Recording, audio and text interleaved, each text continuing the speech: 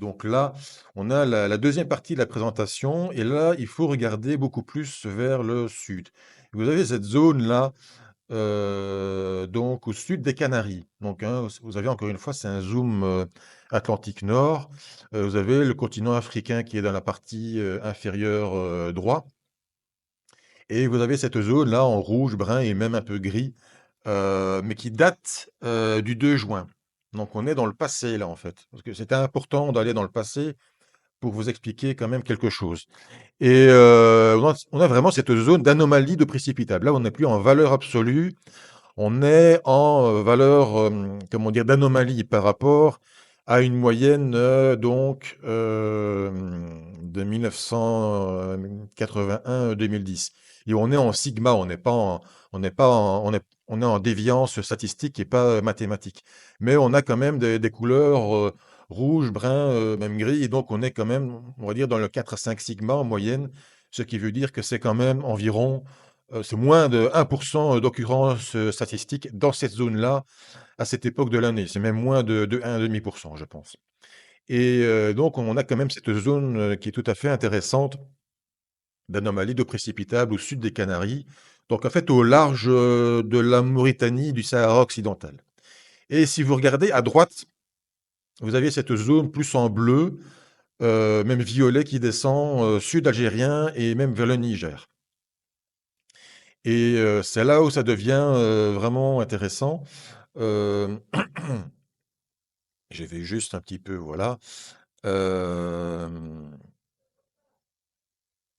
voilà, on a donc, à la même date, hein, le 2 juin, donc encore une fois dans le passé, on a cette goutte froide en fait, pardon, qui se situe encore une fois sur le sud algérien et le nord de Niger, qui est descendue en fait, j'ai pas mis d'animation, mais il faut s'imaginer qu'elle est descendue le long du flanc est d'un anticyclone qui s'est développé vraiment sur le continent européen et donc on a vraiment une goutte froide, enfin un creux qui est descendu le long du flanc est et hem et qui s'est isolé en goutte froide vraiment dans le désert du Sahara, en fait.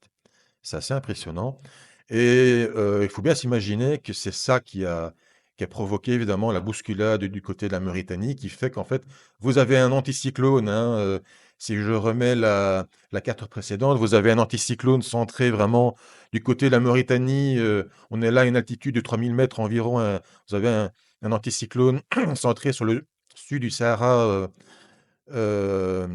occidental et la Mauritanie et donc en fait, ce qui se passe, c'est que à cause de la bousculade, de cette goutte froide qui descend, le long du flanc est, et bien la comment dire? Cette anomalie d'eau précipitable est forcée, de remonter le long du flanc ouest de cet anticyclone-là.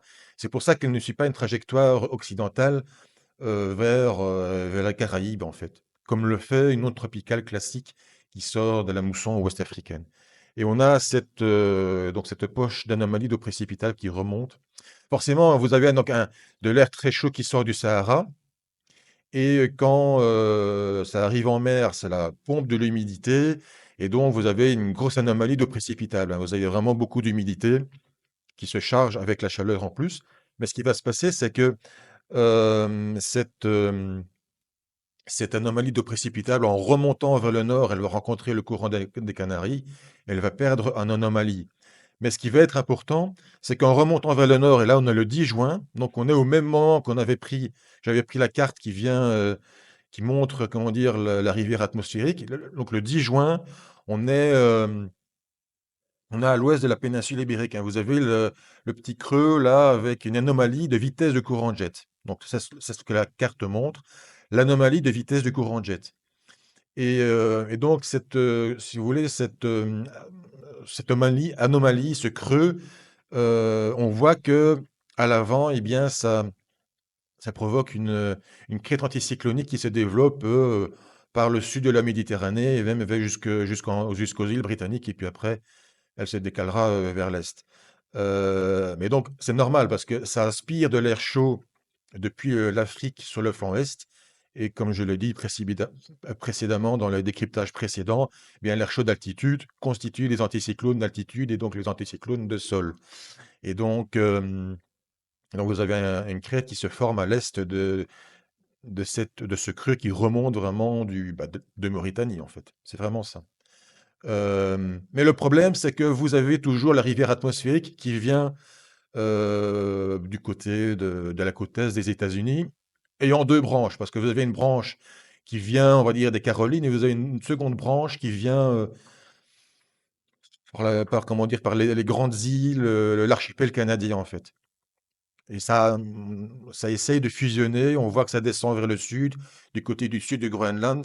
Et puis, vous avez la branche qui fusionne plutôt à l'est, enfin du côté de l'Islande. Et c'est dans cette branche-là que l'anticyclone se rend. L'anticyclone qui revient, qui est aspiré par le sud, par l'Afrique avec ce creux mauritanien, est renforcé, si vous voulez, par le jet polaire, qui descend, des îles du Canada et de l'est des États-Unis. Donc si vous voulez, vous avez presque une triple fusion, une double fusion, pardon.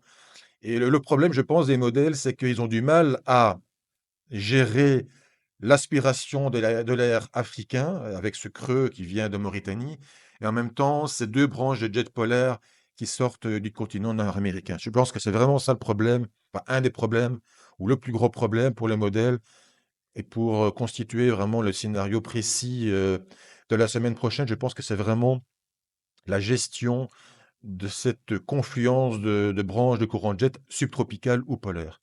On a quand même plusieurs branches là. Et je pense vraiment que ce creux qui remonte, de Mauritanie, c'est quand même assez spécial et je pense que c'est vraiment compliqué à gérer, par les modèles.